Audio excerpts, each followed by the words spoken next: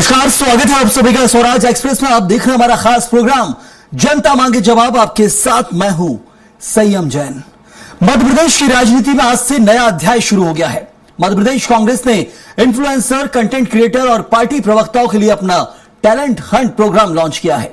यह प्रोग्राम 3 चरणों में चलाया जाएगा, जिसमें यंग प्रोफेशनल्स और कई सेक्टर्स के लोग भी शामिल होंगे।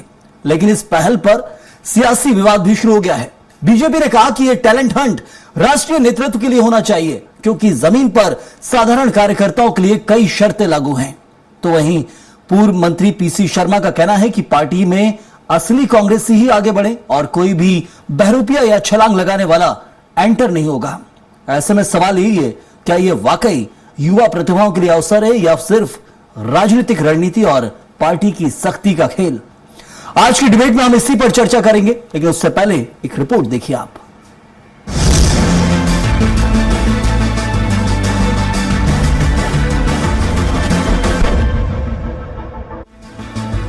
मध्य प्रदेश में आज से एमपी कांग्रेस का टैलेंट हंट प्रोग्राम शुरू हो गया है। यह प्रोग्राम इन्फ्लुएंसर, कंटेंट क्रिएटर और पार्टी प्रवक्ताओं के लिए 3 चरणों में आयोजित किया जाएगा। यंग प्रोफेशनल्स और कई सेक्टर में काम करने वाले प्रतिभागी इस पहल में शामिल हो सकते हैं। पार्टी की रीति नीति और शर्तों को पूरा करने वाले ही इस कार्यक्रम का हिस्सा बन पाएंगे। इस दौरान चुनाव से पहले सोशल मीडिया और फैक्ट आधारित रिप्लाई देने के लिए टीम तैयार रहेगी। पार्टी का लक्ष्य है कि खाटी कांग्रेसी ही आगे बढ़े और कोई भी बहरूपिया या छलांग लगाने वाला पद का लाभ न उठा पाए। पूर्व मंत्री पीसी शर्मा ने कहा कि आयोजन पार्टी को मजबूत बनाने और नेतृत्व के लिए भरोसेमंद प्रवक्ता तैयार करने के लिए किया जा रहा है। तो एआईसीसी के सुपरविजन में टैलेंट हंट प्रवक्ताओं का हो रहा है और निश्चित तौर पर इस बात का भी ध्यान रखेगी कांग्रेस पार्टी कि खाटी कांग्रेसी हो, जो समय के साथ इधर उधर छलांग नहीं लगाए, आइडेंटिटी बदले नहीं। ये मैं समझता हूँ कि आवश्यकता, ये सब चीजें देखी जाएंगी। तो वहीं इस टैलेंट हंट प्रोग्राम पर सियासत भी तेज हो गई है। बीजेपी के प्रदेश मीडिया प्रभारी आशीष अग्रवाल ने कहा कि कांग्रेस को ये पहल राष्ट्रीय नेतृत्व के लिए करनी चाहिए। उनका आरोप है कि जमीन पर साधारण कार्यकर्ताओं के लिए इस प्रक्रिया में कई शर्तें लगाई गई हैं, जैसे कि प्रतिभागी भविष्य में टिकट या पद की मांग नहीं करेंगे। टैलेंट हंट अगर कांग्रेस को करना है तो राष्ट्रीय स्तर पर अपने नेतृत्व के लिए करना चाहिए। जो नेतृत्व भ्रष्टाचारी है, जो नेतृत्व सैकड़ों चुनाव हरा चुका है, कांग्रेस वहां पर तो परिवार हंट करती है और जमीन पर साधारण कार्यकर्ता के लिए टैलेंट हंट करती है और पहले से ही उसमें बहुत सारे इधर उधर की बातें लगा देती है कि वो टिकट नहीं मांगेंगे, वो जमीन से जुड़े रहेंगे। तो ये स्पष्ट दर्शाता है कि कांग्रेस के लिए विभिन्न तरह के बाट हैं, लेने के अलग और देने के अलग। बहरहाल मध्य प्रदेश में कांग्रेस का टैलेंट हंट प्रोग्राम अब चर्चा का केंद्र बन गया है। 3 चरणों में चलने वाले इस प्रोग्राम में यंग प्रोफेशनल्स और कई सेक्टर के लोग हिस्सा ले सकेंगे, लेकिन पार्टी ने शर्तें भी स्पष्ट की हैं। अब सवाल यही है, क्या ये वाकई युवा प्रतिभाओं को मौका देगा और पार्टी को मजबूत बनाएगा, या फिर ये सिर्फ राजनीतिक पाला बदलने वालों पर नजर रखने और रणनीति का हिस्सा बनकर रह जाएगा? इसकी परीक्षा अब जमीन पर होगी। Bureau report, Swaraj express, Bhopal. तो टैलेंट हंट या सियासी रण, इसी पर करेंगे चर्चा और चर्चा के लिए मौजूद है हमारे साथ खास मेहमान। बीजेपी से मौजूद है प्रवक्ता मंजरी जैन, स्वागत है आपका। अमित तावड़े कांग्रेस के प्रवक्ता हैं, आपका भी बहुत बहुत स्वागत इस चर्चा में जुड़ने के लिए। और डॉक्टर भूपेंद्र सुलेरे वरिष्ठ पत्रकार भी मौजूद हैं, आपका भी बहुत स्वागत है इस चर्चा में जुड़ने के लिए। और साथ ही शुरुआत करेंगे यहां पर अमित जी, ये बदलाव लाया जा रहा है कांग्रेस के अंदर, ये बड़ा बदलाव है। हमने देखा है अब तक मौका दिया जाता था राजनीति से जुड़े और राजनीति से प्रेरित नेता से नेता जुड़े व्यक्ति को कि इस नेता से ये जुड़ा हुआ है, उसे प्रवक्ता बना दिया और प्रदेश मीडिया प्रभारी जिससे तय किया उसे बना दिया। अब पूरी पारदर्शिता के साथ कांग्रेस नई शुरुआत कर रही है और मैं देख रहा हूं मल्टी स्टेट हो रहा है क्या? यदि आप मुझे क्लियर कीजिएगा, क्योंकि अलग अलग राज्यों में कांग्रेस से कर रही है, राजस्थान में मैंने सुना है वहां पर कांग्रेस से कर रही है, लेकिन बीजेपी का एक कहना है कि आप राष्ट्रीय स्तर पर कीजिए इसको, मल्टी स्टेट में नहीं। देखिए, मुझे लगता है कि भारतीय जनता पार्टी की जो राय है, अभी मैं सुन रहा था प्रदेश मीडिया प्रभारी आशीष अग्रवाल जी को, तो मुझे ये लगता है कि पहले उनको अपनी पार्टी की ओर ध्यान देना चाहिए। और रही बात हमारे टैलेंट हंट कार्यक्रम की, तो मध्य प्रदेश में 2003 से भारतीय जनता पार्टी की सरकार है। यदि 15 महीनों को छोड़ दिया जाए तो इस लगभग 20-22 साल की सरकार में जो मध्य प्रदेश को गर्त में ले गई है भारतीय जनता पार्टी की सरकार, जब 2003 में कोई बच्चा पैदा हुआ होगा तो आज वो नौकरी की मांग करता है, लेकिन आज उसको क्या मिलता है? आज जब वो प्राइवेट कॉलेज से डिग्री लेकर निकलता है तो अपने बूढ़े माँ बाप की आंखों में आंसू देकर आज भी उसको दिल्ली बंबई में नौकरी के लिए जाना पड़ता है। तो ये लगातार प्रदेश में ये हम लगातार मांग आ रही थी। कांग्रेस की जो विचारधारा है उसकी नीति रीति से जुड़ने के लिए आप सोशल मीडिया पर भी देख सकते हैं। और हमारा जो युवा नेतृत्व है मध्य प्रदेश में, जीतू पटवारी जी के नेतृत्व में, उमंग सिंघार जी के नेतृत्व में, और देश की यदि हम बात करें तो राहुल जी के नेतृत्व में, तो लगातार जो है युवा और कई लोग ऐसे जो हैं जो एनजीओ से जुड़े हुए हैं या कांग्रेस की विचारधारा में विश्वास रखते हैं, उनको ये जोड़ने का कार्यक्रम है। मुझे लगता है कि यदि भारतीय जनता पार्टी को इसमें पेट में दर्द हो रहा है तो स्वाभाविक है, क्योंकि वहां तो यदि आपको भारतीय जनता पार्टी वो ये कहना चाह रहे हैं कि आप प्रवक्ता अच्छे ला रहे हैं, स्पोक्स पर्सन बढ़िया ला रहे हैं, बेहतर होगा कि मतलब आप कोशिश ये कर रहे हैं कि जो अपनी पार्टी की बात प्लेटफॉर्म पर बेहतर तरीके से रख सके, जो विचारधारा से जुड़ा कांग्रेस की वही आगे आए, उनको मौका दिया जाए कांग्रेस में। कोशिश कांग्रेस की है, लेकिन वो बोल रहे हैं कि जड़ में परिवर्तन बहुत जरूरी है। नेताओं में भी जब एंट्री होती है तो उनको ये देखा जाए, भ्रष्टाचार से दूरी की बात कर रहे थे प्रदेश मीडिया प्रभारी बीजेपी की, बहुत सारी बात कर रहे थे। तो वो ये चाह रहे हैं कि आप विचारधारा पे तो ला रहे हैं, लेकिन साथ में नेता कौन से हो कांग्रेस में देखना भी जरूरी है।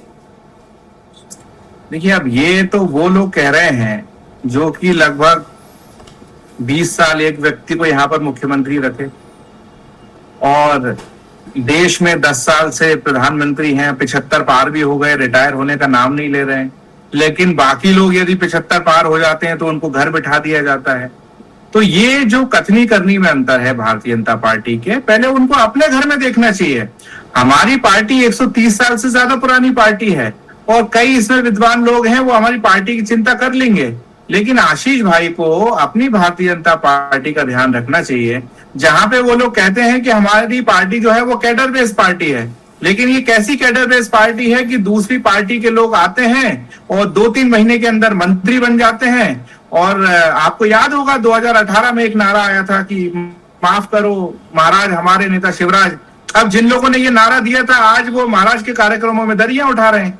तो ऐसा बिल्कुल, मैं जवाब ले लेता हूँ, जरूर अमित जी जवाब ले लेता हूँ। मंजरी जी, रीति नीति और कथनी करनी में फर्क की बात की जा रही है बीजेपी के लिए, यहाँ पर कांग्रेस जो कर रही है सो कर रही है, लेकिन सलाह देने पर ये जवाब है आपके लिए। हम कहाँ सलाह दे रहे हैं, हम तो ये बता रहे हैं कि कांग्रेस में जो है अब कार्यकर्ताओं का टोटा है, क्योंकि परिवारवाद की राजनीति ने कार्यकर्ताओं को खत्म कर दिया या निष्क्रिय कर दिया, इसलिए इनको अब टैलेंट हंट करना पड़ रहा है। अभी जो अमित तावड़े जी जो कह रहे थे कि प्रधानमंत्री 10 साल से कुर्सी पर बने, तो ये तो बहुत, बल्कि प्रधानमंत्री जी एक ऐसे नेता हुए, जन नेता हुए, जिन्होंने सबसे अधिक जो है इस देश के अंदर जो है प्रशासन किया, शासन किया है और इस देश को आगे ले जाने का काम किया है। राष्ट्र को प्रथम जो अपने विचार में लेकर चल रहा है, जो राष्ट्र को प्रथम बनाने की कोशिश में लगातार हमारे नेता करते रहते हैं। तो ये तो आप होड़ करिए मत तावड़े जी, और प्रधानमंत्री अपनी मर्जी से नहीं बना जाता, प्रधानमंत्री को जनता बनाती है। जब हमारे लोकसभा में हमारे जब प्रत्याशी जीत कर पहुंचते तब उनको उस दल का नेता चुना जाता है। तो निश्चित तौर पर ये कोई अपनी मर्जी से कोई प्रधानमंत्री नहीं बनता, ये तो आप भी जानते होंगे। एक राजनीतिक दल से आप भी वास्ता रखते हैं, मुख्यमंत्री जी जो है वो भी जो है चुनकर जनता से जाते हैं और फिर उनको विधायक चुनते हैं। तो ये तो बहुत अलग बात हो गई और इस बात को आपको यहाँ लाना भी नहीं चाहिए था। लेकिन आपके यहाँ तो परिवार की दहली से जो है जो मंजरी जी वो ये कह रहे हैं कि 75+ का फॉर्मूला जो जिक्र किया जा रहा है यहाँ पर, कि आप भी अपनी जो बातें करते हैं उनको पूरा नहीं करते, ऐसा आरोप लग रहा है। ये तो कांग्रेस के बनाए हुए भ्रम है, झूठ है, फैलाए हुए। नहीं, वो सवाल क्या पूछना चाह रहे हैं उसका मैं आपसे जवाब लेना चाहूंगा। उनका सवाल है कि 75+ का फॉर्मूला 2014 में आया, लागू किया गया, कई बड़े नेता देश और प्रदेश के साइड हुए। जब वो 75 होने पे आए तो फॉर्मूला खत्म कर दिया गया। उसके लिए खुद आरएसएस प्रमुख मोहन भागवत ने कहा, ये मैं खुद बता रहा हूं आपको। तो ये उनका कहना है कि जब वक्त आ गया तो हटा दिया गया। इसको लेकर आरोप लगाए जा रहे हैं कथनी करनी में। देखिए संयम जी, ये किसी नेता ने नहीं कहा, ना कोई गाइडलाइन ऐसी कहीं आप बता दीजिए हमारे संविधान में हो। ये तो कांग्रेस की फैलाई हुई अफवाहें और बातें होती हैं जो लाइन बन जाती हैं। ऐसा कोई ना फॉर्मूला तय है। और जब जिसकी जो जहां आवश्यकता होती है, यदि व्यक्ति काम कर सकता है तो निश्चित तौर पर उससे काम लिया जाता है, उसके अनुभव का लाभ लिया जाता है, योग्यता अनुसार उसके अनुभव का लाभ लिया जाता है। ये कांग्रेस पार्टी नहीं है जहां कार्यकर्ता को सिर्फ सड़क पर छोड़ दिया जाता है। अच्छा, वैसे टैलेंट हंट तो ऊपर के नेताओं में भी होना चाहिए, जो इतने 100 चुनाव हार चुके हैं, उनके बारे में कोई बात नहीं होती, लेकिन एक जमीनी कार्यकर्ता के लिए टैलेंट हंट हो रहा है। बल्कि मैं ये कहूं कि एक ये हताशा और निराशा कांग्रेस की साफ नजर आती है कि कांग्रेस कमजोर पड़ चुकी है। अमित तावड़े जी कह रहे थे 130 साल पुरानी पार्टी है, तो यही तो सबसे बड़ा रोना है। चलिए जरूर अमित जी से जवाब देता हूँ, उसके बाद मैं रुक करता हूँ भूपेंद्र जी का, लौटता हूँ आपके पास। पार्टी जो है वो क्षेत्रीय पार्टी तक सीमित, क्षेत्रीय पार्टी से भी छोटी हो गई, इसका क्या कारण है? बिल्कुल बिल्कुल अमित जी, इसी क्या कारण है? पर मेरा सवाल है कि अब बदलाव की जो शुरुआत की गई है, क्या ये लग रहा है कि कांग्रेस क्या स्पोक्स पर्सन, प्रवक्ता और जो सोशल मीडिया हैंडल करने के लिए मजबूत कांग्रेसी सोच वाले लोग ढूंढ रहे हैं, क्या उनसे बदलाव कांग्रेस की जड़ों में आ जाएगा?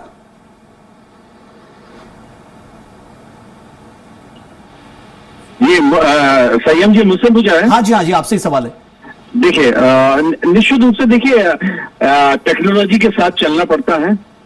और दूसरी बात ये होती है कि सबसे महत्वपूर्ण विषय ये है कि हमारे साथ जो राइवल पार्टी है वो कहती है। बीजेपी पार्टी का जो सोशल मीडिया है बहुत ही इफेक्टेड है, और कांग्रेस का भी राष्ट्रीय स्तर पे जो नरेटिव बनाना है, जो कंटेंट बनाना है, और जो स्पोक्स पर्सन को अपनी बात टीवी चैनलों पे या विभिन्न प्लेटफॉर्म पे करना है, वो बहुत सशक्त रूप से होना चाहिए। उसके लिए अध्ययन होना चाहिए, उसके लिए कंटेंट होना चाहिए, अपनी विचारधारा से जुड़ा होना चाहिए। और हमने विभिन्न चैनलों पे देखा है कि बीजेपी लगातार वर्कशॉप करती है, अपने कार्यकर्ताओं के लिए नए नवाचार करती है और उसके लिए लाती है।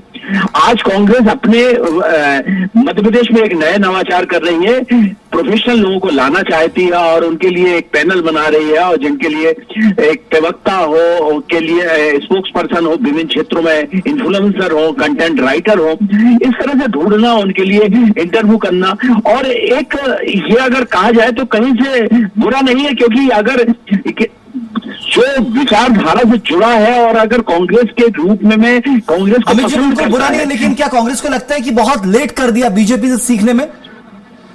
हाँ, ये कहीं कोई लेट वाली बात नहीं। अब देखिए, लगातार चुनाव, देखिए बीजेपी विस्तार हो रहा है और बीजेपी हर राज्य में विस्तार कर रही है, क्योंकि उनके पास एक बड़े नेता हैं जो कि माननीय प्रधानमंत्री नरेंद्र जी मोदी, और जिस तरह से उनका जो विस्तारवाद की नीति है और जो उनकी पॉलिसी बनाने का है, और अमित शाह जी के साथ मिलकर जो संगठनात्मक उनके साथ एक विचारधारा है, जो अनुसांगिक संगठन है आरएसएस, और उसके साथ जो अनुशासन का वो है, तो ये कंपेन करके एक अच्छा संगठन बनाते हैं। और बीजेपी कांग्रेस के साथ ये है कि कांग्रेस जनता पे निर्भर रही, और जनता के साथ साथ वो ये करती है कि उसका जिस तरह से सत्ता से लंबे समय से दूर है, और जिसके कारण उसके कार्यकर्ता, बड़े बड़े कार्यकर्ता, बड़े बड़े नेता जो चले जा रहे हैं। और दूसरी बात, आज वो स्थिति अपने आप में खुद जो अवलोकन करना चाहिए वो नहीं हो रहा है। बिल्कुल बिल्कुल, मैं आपके पास एक जवाब ले लेता हूँ अमित जी से। अमित जी, सीखना बुरा नहीं है किसी भी राजनीतिक दल से। कांग्रेस स्वीकार करती है कि बीजेपी से सीख ली जा रही है इस मामले में, क्योंकि सोशल मीडिया हैंडल बीजेपी का बहुत मजबूत रहा है प्रचार प्रसार के मामले में। देखिए, सीखने की बात, यदि 130 साल पुरानी पार्टी यदि 30 साल पुरानी पार्टी से सीखेगी तो कैसे हम सोच सकते हैं। दूसरी बात यह है कि हम तो टैलेंट हंट करके हिंदुस्तान के नए युवाओं को, महिलाओं को, सबको आमंत्रित कर रहे हैं, दलितों को, आदिवासियों को, सबको। लेकिन भारतीय जनता पार्टी के लोग कैसे लाते हैं, मैं आपको बताता हूँ। आपको याद होगा कि मध्य प्रदेश में एक दूसरी पार्टियों से भारतीय जनता पार्टी में लाने के लिए एक शैली बना दिया था, जिसके प्रमुख थे नरोत्तम मिश्रा जी। आपको, हमको सबको याद होगा। वो बड़े बड़े दावे करते थे, हम 5000 लोगों को ले आए, हम इतने लोगों को ले आए, उतने लोगों को ले आए। तो ये उनकी पॉलिसी है कि दूसरी पार्टी के नेताओं को अपने यहाँ लाओ और उनका उपयोग करो और उनको छोड़ दो। आज जितने लोग गए थे, 2020 की भी यदि मैं बात करूं तो 28 लोग गए थे विधायक। आज कितने विधायक जो है वो प्रमुख उसमें पंक्ति में है भारतीय जनता पार्टी के। तो ये सब सारी चीजें जो है लोग देखते हैं, जनता देखती है, और उसके बाद यदि इतनी बड़ी संख्या में कांग्रेस के प्रति रुझान आया है लोगों का, तो कहीं ना कहीं ये दर्शाते हैं कि हमारी कांग्रेस की विचारधारा से लोग जुड़ना चाहते हैं, और ये सारे के सारे लोग हमारे देश के लोग हैं, तो इसका तो भारतीय जनता पार्टी को स्वागत करना चाहिए।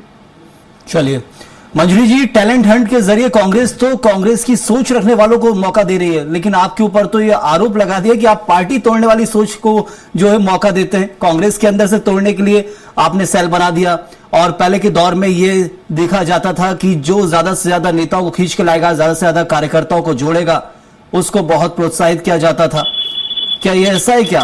क्योंकि कांग्रेस की सोच है कि हम नए लोगों को मौका दे रहे हैं। संयम जी अपने नेताओं को, अपने कार्यकर्ताओं को, सबसे पुरानी पार्टी 130 साल पुरानी पार्टी जो है, सबसे बड़ी पार्टी जो है, वो संभाल नहीं पाए। इसका कारण क्या था? ये आत्ममंथन, आत्मचिंतन का विषय है। ये तो तावड़े जी, ये हम पर आरोप लगाने की जरूरत नहीं है, ये आप पर है प्रश्न चिन्ह। आपको आत्ममंथन करने की जरूरत है कि आपके कार्यकर्ता आपसे संभाले क्यों नहीं गए।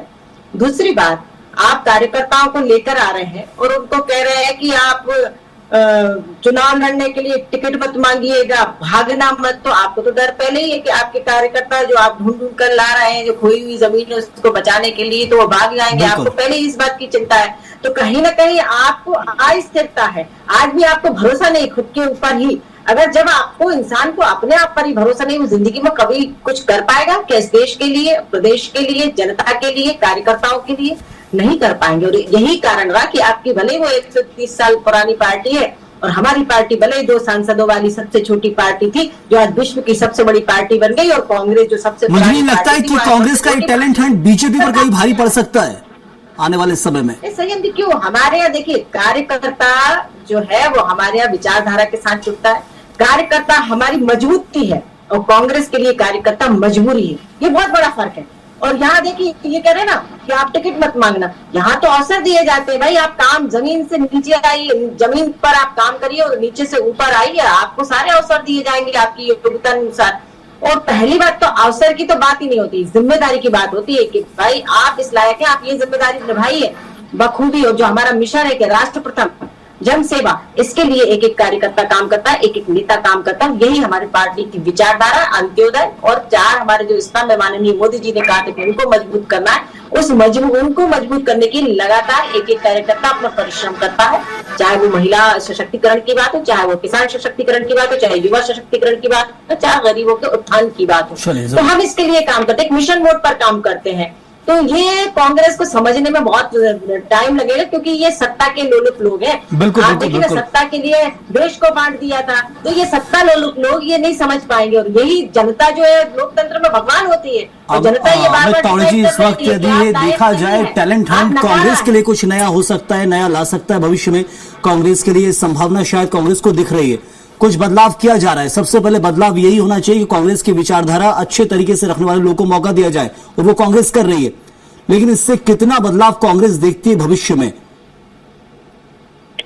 देखिए, निश्चित रूप से पार्टी जब लंबे समय तक सत्ता से दूर रहती है तो पार्टी कमजोर होती है। और हमने देखा भी है कि कांग्रेस आज ऐसी स्थिति में आ गई कि वो राष्ट्रीय दल के रूप में आज उसका वर्चस्व तो है, लेकिन साथ साथ भूपेंद्र जी, मेरा सवाल अमित जी से था। एक सेकंड में लौटता हूं आपके पास। शायद अमित जी तक मेरी आवाज नहीं पहुंच रही है। अमित तावड़े जी, आवाज पहुंच रही है आप तक मेरी? हाँ, आ रही है। मेरा सवाल यह है कि कितना बदलाव कांग्रेस देखती है इस टैलेंट हंट के जरिए भविष्य में? क्या कुछ बदलाव आएगा कांग्रेस के अंदर? देखिए, कांग्रेस पार्टी ने, यदि आप हमारा इतिहास देखेंगे तो इस देश की जनता के साथ हमने आजादी की लड़ाई लड़ी। भारतीय जनता पार्टी और राष्ट्रीय स्वयंसेवक संघ के लोग तो अंग्रेजों के साथ मिले हुए थे, इन्होंने तो कभी नाखून भी नहीं दिया देश के लिए। तो समय समय पर हमारी रीति नीतियों से, हमारी विचारधारा से समय समय पर लोग जुड़ते हुए आए हैं। दूसरी बात ये हुई कि मोदी जी प्रधानमंत्री हैं, सब चीजें आ रहे, 400 पार की बात करने वाले अल्पमत में आ गए। ऐसी कैसे जनता ने सुना है कि 240 सीटों पर आ गए आप? और तमाम विरोधियों को परेशान करके, सारी एजेंसियों को लगाने के बाद भी हम जो है वो 45 से पहुंच गए। तो ये कहीं ना कहीं हम बड़े हैं आगे। और निश्चित तौर पर इस देश की जो कांग्रेस की विचारधारा है, जो देश की मूल विचारधारा है कि कश्मीर से कन्याकुमारी तक किसी भी जाति धर्म के लोग, सब लोग एक साथ मिलकर रहें, ये हमारी विचारधारा है। और नफरत की विचारधारा जो है वो भारतीय जनता पार्टी की है। तो आज इतनी बड़ी संख्या में जो लोगों ने आवेदन करा है वो इसी विचारधारा से प्रेरित होकर करा है। ये बात भारतीय जनता पार्टी को समझनी होगी। चलिए, बिल्कुल ये बदलाव कितना आएगा वो भी देखना जरूरी रहेगा और नजर बिल्कुल बनी रहेगी, क्योंकि अभी तक हमने देखा जरूर है कि कांग्रेस की बात रखने में कांग्रेसी नेता कमी नहीं रखते हैं, लेकिन पीछे से जो कहा जाता है कि उनको जोर दिया जाए, खासतौर पर उनके साथ कितने नेता खड़े हैं, गुटबाजी, कई बड़े आरोप लगते आए हैं, लेकिन उन सब चीजों से कैसे पार पाते हैं। तो तावड़े जी और बहुत सारे ऐसे आ गया टैलेंट हंट से तावड़े जी का भविष्य खतरे में आ गया है, अब ये रहेंगे कि नहीं। अमित जी, ऐसा लगता है क्या? हमारे भविष्य की चिंता आपने करी मंजरी जी, आपको बहुत बहुत धन्यवाद। लेकिन मैं तो कांग्रेस का एक आम कार्यकर्ता शुरू से मानता हूं और सदैव मानता रहूंगा। अब मैं जवाब ले लेता हूं डॉक्टर भूपेंद्र जी। सवाल अब मेरा सिर्फ यही अंतिम सवाल है। हमने देख लिया कांग्रेस और बीजेपी का लंबा शासनकाल, दोनों का, जो पुराने लोग रहे उन्होंने दोनों का शासनकाल देखा है। अब कांग्रेस की एक नई शुरुआत है और जरूरी है सोच को आगे रखना। सोच क्या, यानी इतिहास कांग्रेस का, बीजेपी से पुराना इतिहास कांग्रेस का, ये सब जानते हैं। कांग्रेस की उपलब्धियां कितनी रही, उनको कितने अच्छे तरीके से रख के वापस सत्ता में आना, क्या टैलेंट हंट कुछ क्रांतिकारी कदम साबित होगा कांग्रेस के लिए? देखिए, नए नवाचार होने चाहिए और टेक्नोलॉजी के साथ चलना चाहिए। ये प्रयोग अच्छा है, क्योंकि उनको निश्चित रूप से कुछ अपने, जो हमारी अपोजिट पार्टी है वो किस तरह से है, भले वो 130 साल पुरानी बात है, पार्टी है, लेकिन ये 1980 में बीजेपी बनी, आज उसके 45-46वां साल चल रहा है। लेकिन इस पार्टी ने जो संगठनात्मक रूप से जो अचीवमेंट बनाए हैं वो निश्चित रूप से बड़े चैलेंजेस हैं। दूसरी बात, उनके पास एक नया इनोवेशन है, बीजेपी के पास, वो हमेशा सेकंड लाइन तैयार करके चलते हैं और थर्ड लाइन पे काम करते हैं। आज उन्होंने पार्टी अध्यक्ष देखिए 45 साल के युवा को बना दिया और विभिन्न परिवर्तन ला देते हैं। लेकिन आज जब वो ऊपर नेतृत्व में देखा जाए तो राहुल जी लगभग 100 शतक चुनाव हार चुके हैं, लेकिन जिम्मेदारी लेने के लिए कोई तैयार नहीं है, सिर्फ एक काम करता है। तो ये सारी चीजें देखना पड़ेगा, बहुत महत्वपूर्ण चीजें हैं। लेकिन साथ साथ सोशल मीडिया पे अपने आप के नए व्यक्तियों को आना, उनके टेक्नोलॉजी के साथ आना, उनके उसका टेक्नोलॉजी का ज्ञान होना, कंटेंट चलाना, ये भी एक महत्वपूर्ण है। लेकिन साथ साथ ये ऊपर से नीचे तक बहने वाली गंगा रहे तो ज्यादा रहेगा, क्योंकि नई पुरानी पार्टी है, उसमें नया संचार जरूरी है। और नया संचार के रूप में एक लंबी रूप से हम मध्य प्रदेश में देख रहे हैं, 2003 के बाद से सत्ता से अगर 18 की सरकार छोड़ दें तो लंबा समय है, और केंद्र में भी देखें तो अब 15 साल हो गए हैं, तो ये बहुत लंबा समय है। और आज हम जो जिस तरह से देख रहे हैं भारत की राजनीति, उस राजनीति के हिसाब से कांग्रेस को गठबंधन की स्थिति में विमर्श कर दिया है बीजेपी ने।